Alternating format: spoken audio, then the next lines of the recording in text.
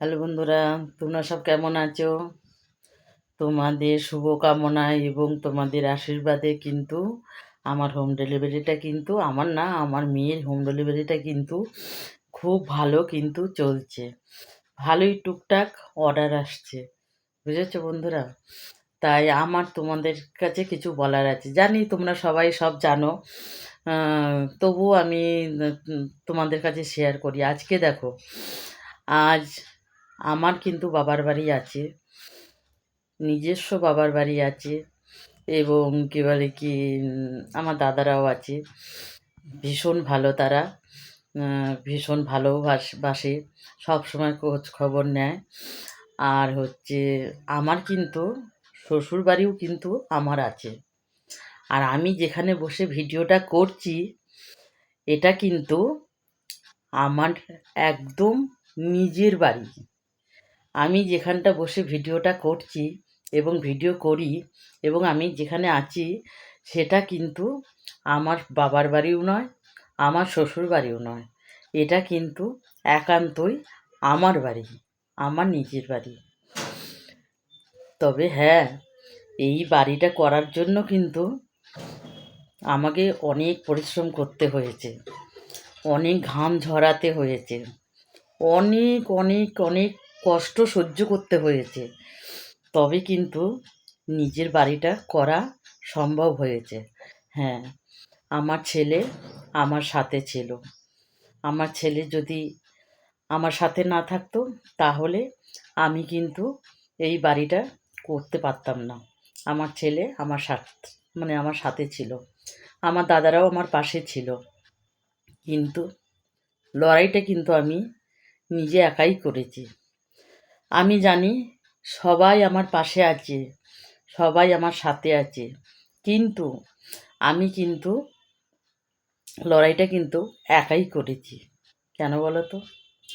আমার একমাত্র ছেলের জন্য। আমি চেয়েছিলাম যে আমি নিজে কিছু করে আমার ছেলেকে উপহার দেব। নিজের, আমার একদম একান্ত নিজের হবে, সেই এমন কিছু করে আমি আমার ছেলেকে উপহার দেব। বুঝেছো বন্ধুরা?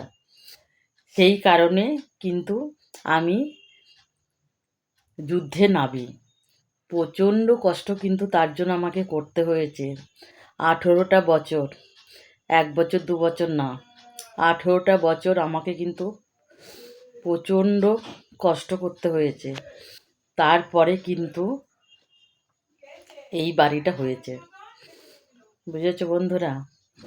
সৎ চিন্তা ভাবনা যদি থাকে না, তাকে না ঈশ্বর সাথ দেয়।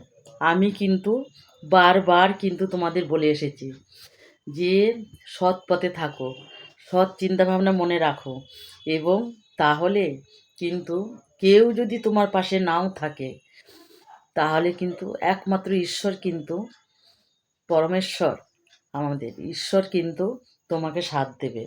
আমাকে আমার ঈশ্বর সাথ দেখিয়েছে, আমাকে আমার ঈশ্বর পথ দেখিয়েছে। আর সেই পথেতে আমি শুধু কাজ করে গেছি, কর্ম করে গেছি। সেই কারণেই কিন্তু আমি সফলতাটা অর্জন করতে পেরেছি। প্রত্যেক ইয়েতেই কিন্তু আমি ভিডিওতেই কিন্তু বলি তোমাদের, কিন্তু তোমরা বুঝতে পারো কি না জানি না, যে আমাকে অনেক কষ্ট করতে হয়েছে, কষ্ট করে আজ আমাকে এখানে আসতে হয়েছে। কিন্তু আসল ঘটনাটা আমি বলিনি। আসল ঘটনাটা হচ্ছে এইটাই, যে আমার ইচ্ছে ছিল আমার ছেলেকে আমি নিজে খেটে একটা জিনিস উপহার দেব। একমাত্র ছেলে আমার, আমি নিজে কিছু করে আমার ছেলেকে সেইটা উপহার দেব। তবে ছেলে আমার পাশে ছিল, সবার আশীর্বাদ ছিল, বা আমার আশীর্বাদ ছিল। আর ঈশ্বর, রাধা গোবিন্দ, সেও আমাকে সাথ দিয়েছে। কেন বলো তো? সাথ দিয়েছে কারণ আমি সৎ চিন্তা ভাবনা ছিল আমার মনে, আর সৎ পথে আমি এগিয়ে গেছি, পেছনের দিকে তাকাইনি, কারোর কোনো জিনিসের দিকে লোভ করিনি। সবাই আমার পেছনে আছে বলেছে, কিন্তু তাদের থেকেও কিন্তু আমি মানে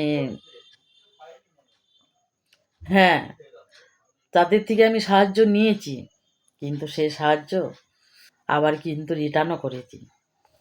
সুতরাং সকল বন্ধুদের বলবো, ইচ্ছে যদি থাকে, তোমার যদি মনে যদি ইচ্ছে থাকে, তাহলে কিন্তু অবশ্যই তুমি জয়ী হবে।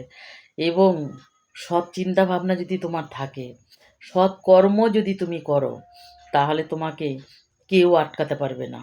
আমি বলছি তোমাকে, কেউ আটকাতে পারবে না। আমার সকল বন্ধুরা ভীষণ ভালো থেকো, সুস্থ থেকো। আজকে তোমাদের আবার দেখো একটা নতুন যুদ্ধে কিন্তু আমার মেয়ে আর আমি নেমেছি। জানি না কদিন ফেসবুকে সময় দিতে পারবো, আমি সেটা বলতে পারছি না। কারণ এই হোম ডেলিভারিটা খোলা হয়েছে, আমার মেয়ে তো একা পারবে না। সুতরাং আমার মেয়ের সাথে আমাকেও সময় দিতে হবে। আর আমি চাই আমার মেয়েকে সময় দিতে, আমি চাই ওর জন্য কিছু করতে। কেননা ছেলের জন্য যেমন আমি করেছি, ছেলের মানেই আমার মেয়ের, মেয়ে মানেই আমার বৌমা। তোমরা সেটা জানো, আমার কিন্তু একটাই ছেলে, বারবার তোমাদের বলেছি। সুতরাং আমার মেয়ের ইচ্ছেটাকেও কিন্তু আমি দাম দেব। সেই কারণেই কিন্তু আমি ওর পাশে থাকবো। আমি চাইবো, আমি চেষ্টা করব, প্রচণ্ড চেষ্টা করব, প্রচণ্ড সময় দেব, না খাওয়া বাদ দিয়ে আমি সময় দেব। দেখা যাক আমার মেয়ের ইচ্ছে এবং স্বপ্নটা আমি পূরণ করতে পারি কি না। তবে আমি কথা দিচ্ছি বন্ধুরা, তোমাদের সকলের সামনে আমি চেষ্টা করব, প্রচণ্ড চেষ্টা করব। তোমরা সবাই আমাকে আশীর্বাদ করো, আমি যেন হেরে না যাই, আমি যেন পিছিয়ে না পড়ি, আমি যেন সফলতার দিকে যেন এগিয়ে যেতে পারি, আমার মেয়েকে যেন সাহায্য করতে পারি, এবং আমার মেয়ের হাত ধরে যেন তার সফলতার যেন আমি এগিয়ে দিতে পারি। এইটাই এখন একমাত্র আমার লক্ষ্য, একমাত্র আমার চাওয়া। ফেসবুকে আমি কদিন থাকবো আমি জানি না, তবে তোমাদের ভালোবাসা কখনো আমি ভুলবো না। সবাই পাশে থেকো, সবাই আমাকে আশীর্বাদ করো, আমার লক্ষ্যে যেন আমি পৌঁছাতে পারি।